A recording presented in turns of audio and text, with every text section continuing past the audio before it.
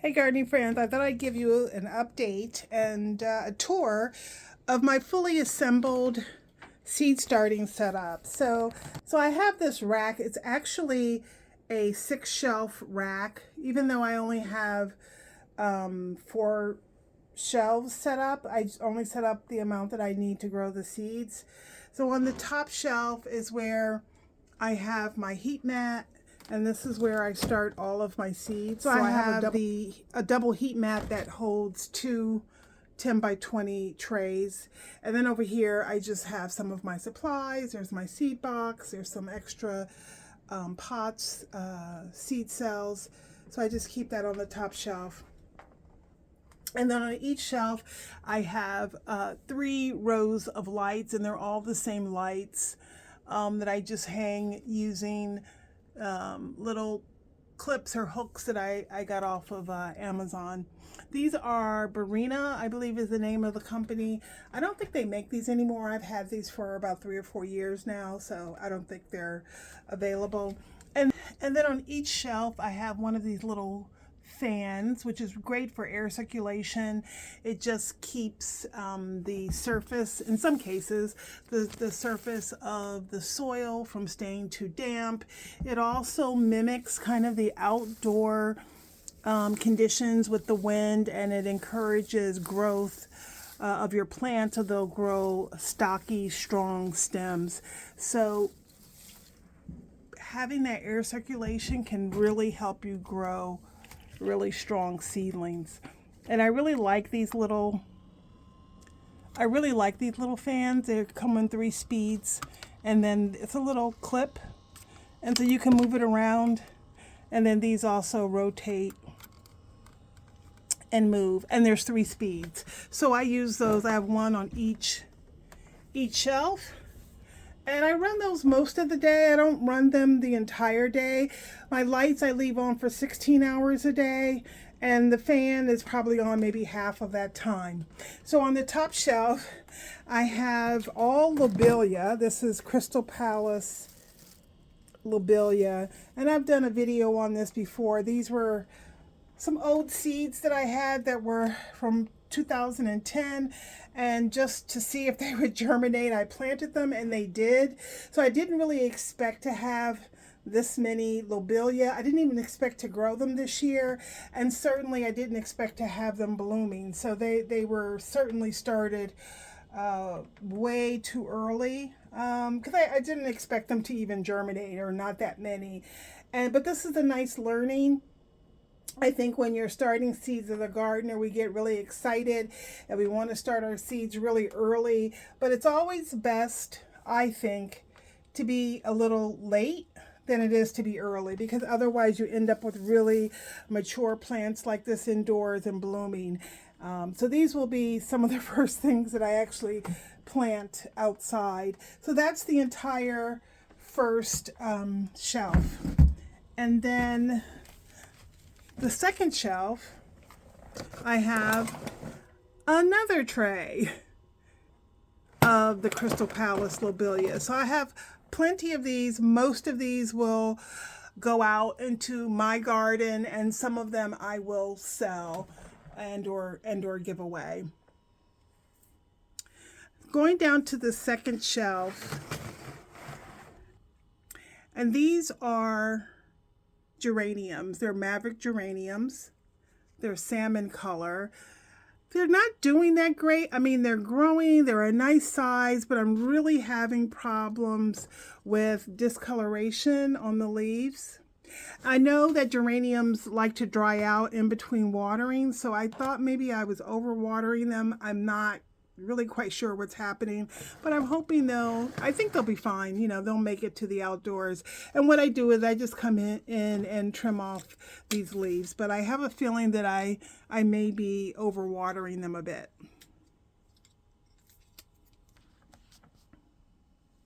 I'm going to pull this tray out so we can actually see the seedlings. So I have 2 things here, or actually 3. So this is a plant called Sag piglosus. I have 3 cells of these. They're doing pretty well. I think I told this story before. I started these from seeds last year and not one seed germinated, and I decided to give them a second try, and you can see they did germinate. What I realized was that these, I read the seed packet actually. The seed packet indicates that these like total darkness in order to germinate. So I had to make sure that when I planted the seeds that I actually covered the cell pack so that it did not get any light, and that was the trick. So if you ever have problems with something not germinating, always give it a try, another try. I know I will try something 2 or 3 times because you never know. Maybe bad seeds, it may have been the environment, maybe it's gardener error. So don't be afraid to give it a go a second time. And then here are the giant Pacific delphiniums. This is just a little refurbish for the garden. I have this particular plant in my garden, but they're short-lived, and I just like to make sure that I always have some in the garden. So I decided to start a few. I actually started 6, and right now I have 3 left, so that's not too bad. And then next we have snapdragons. I think these are the cans snapdragons. I bought these, I believe, from Johnny's. I did a video on these earlier. I actually pinched these back in order to encourage bushier plants. So on this one, you can see right there where I pinched it, and now there's these 2 stalks growing. So they all seem, this tray here, these were the cuttings from when I pinched the other plants back. I rooted them into this seed cell, and you see they're doing very well. And I will pinch these too, because you can tell they're looking a little leggy. So I will come through and pinch these this week, so they'll be a little bushier. Shelf. This tray here is new. I don't think I had these. In fact, I know that I didn't have these in the previous video. These are Gomphrena. I have 2 varieties. There's a light pink and then a more of a dark purple. I think it's called Audrey Red. And they're hard to capture on camera, but you can see the seedlings. The germination rate was pretty good. There are multiple seedlings in each cell. I will go through when they're a little bit larger. I'll go through and transplant them so that there's only one seedling in each cell. You can see like this one has like four seedlings in one cell. So I'll go through and repot these so that there's only one seedling in each cell. These germinated very quickly. I think they germinated maybe in about 2 days. So just keep that in mind when you're starting these. You don't want to start them too early. I find that they do germinate very quickly. And then this next tray, I can get this out.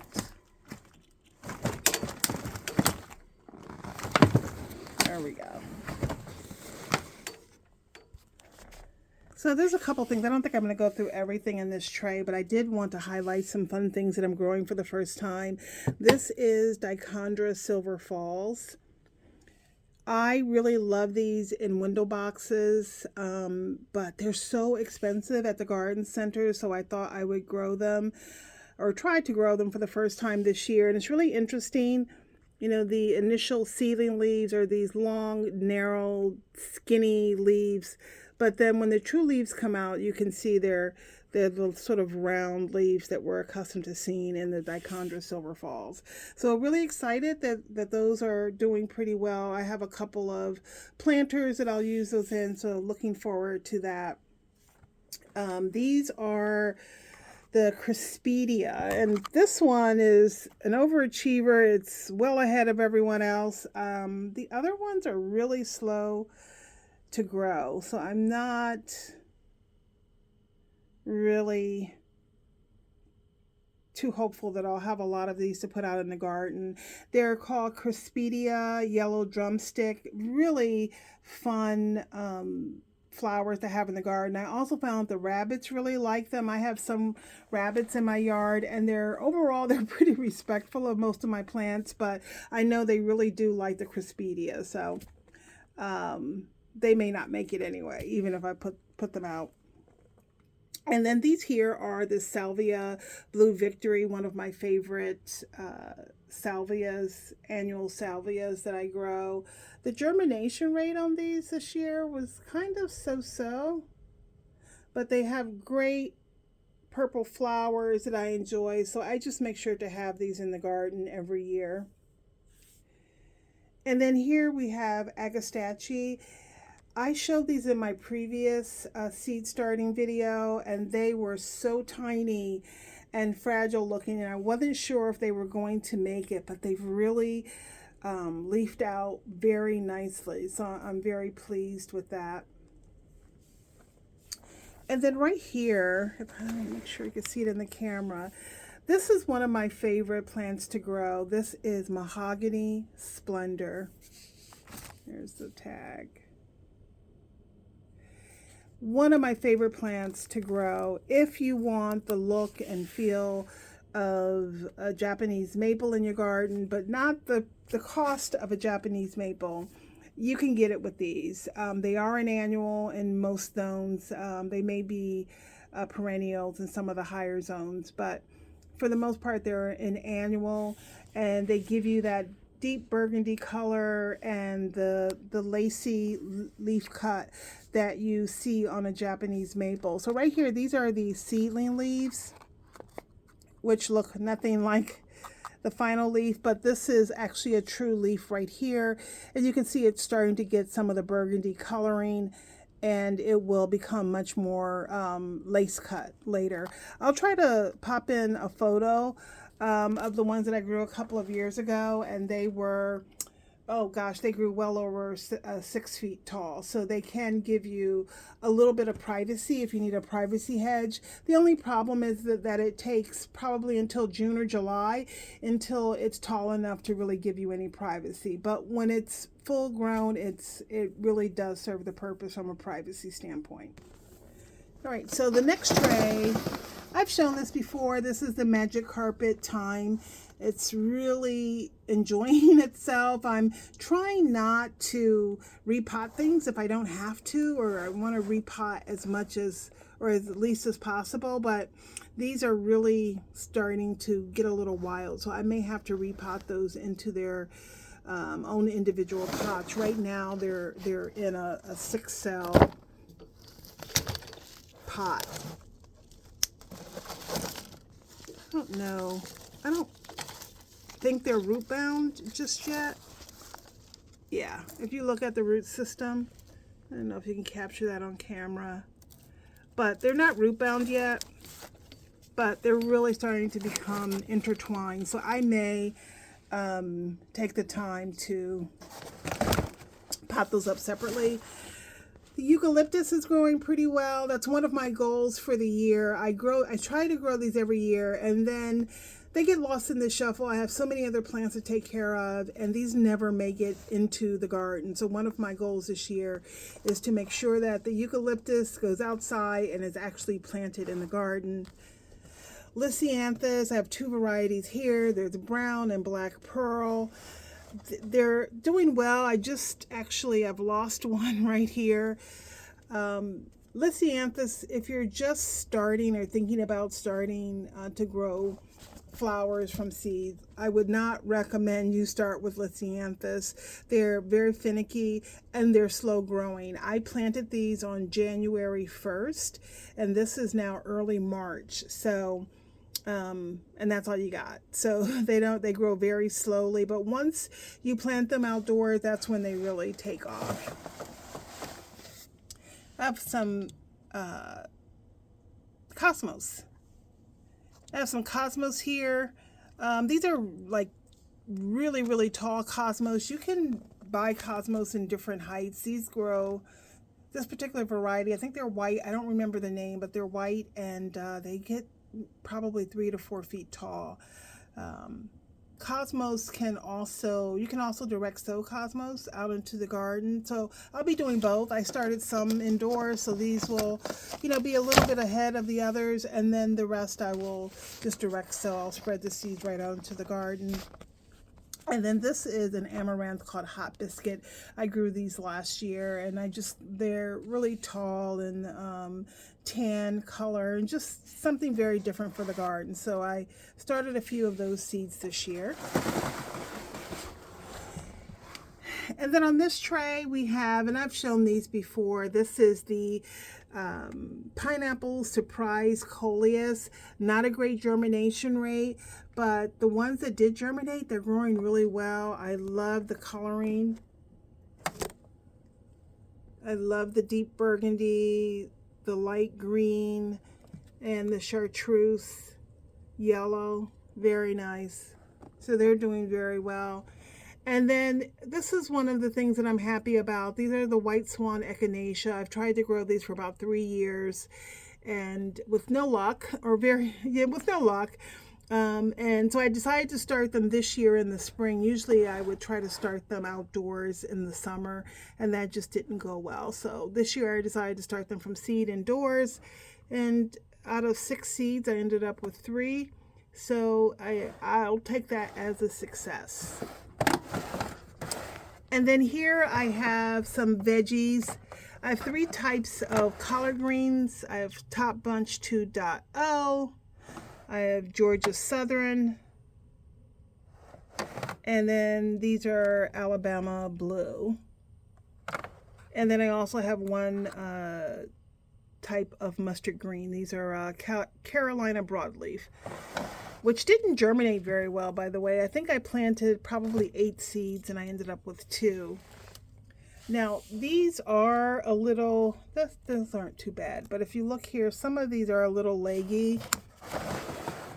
Like this one is just a little leggy, which is not a problem. When I plant these out, I will plant them deep, so I'll plant them all the way up to here, and they'll be totally fine. I have 2 trays of Blue Horizon Ageratum. They're still pretty tiny. There's some more over there.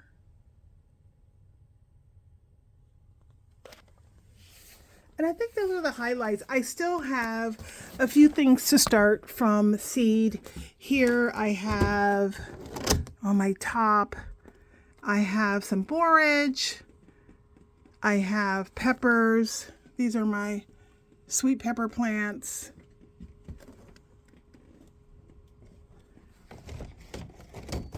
And then on this side, I have watermelon.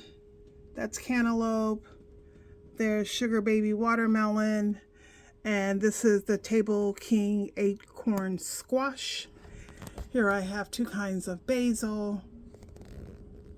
This is the Genovese basil. Those I just started the other day, so no germination yet. And I still have to plant tomatoes. So my tomatoes I won't plant until sometime in April. I don't like to keep my tomatoes indoors for too long. They become too stressed. So I usually plant those sometime in April, and then they'll get planted out in late May. So that's everything that's growing on my seed starting rack. Happy gardening.